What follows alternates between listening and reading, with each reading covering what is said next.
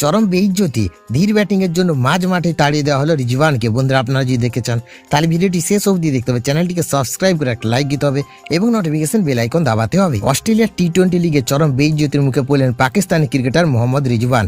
Big Bash লিগে সোমবার Sydney থান্ডার্সের বিরুদ্ধে ম্যাচে মেলবোর্নে রেনেগেডসের হয়ে ব্যাট করতে নেমেছিলেন তিনি, কিন্তু টি-20 ফরম্যাটে একেবারে মন্তর ব্যাটিং করলে দলের সমস্যার কারণ হয়ে দাঁড়ায় পাক তারকা।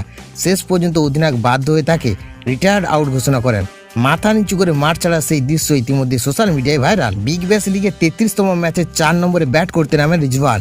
তখন 9.1 ওভারে 2 উইকেট হারিয়ে 83 রান তুলেছিলেন মেলবোর্ন। শুরুটা ভালো হলো রিজওয়ান ক্রিজে আসার পরে দলের রান রেট কমতে থাকে। সেখানে আগের ওভারগুলোতে 9-এর বেশি রান রেট ছিল, সেখানে পরবর্তী 6 ওভারে মাত্র 42 রান যোগ হয়। এই সময় রিজওয়ানের অবদান ছিল 23 বলে 26 রান। বারবার ব্যাটে বলে ঠিক মতো সংযোগ করতে ব্যর্থ হন তিনি।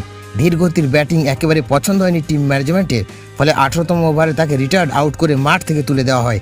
এই ঘটনায় নেট নাগরিকদের একাংশ রিজওয়ানকে নিয়ে ব্যঙ্গ করতে শুরু করেছে। উল্লেখযোগ্য, বিগ ব্যাশ লিগে এখনো পর্যন্ত 8 ইনিংসে 167 রানের বেশি করতে পারেনি রিজওয়ান।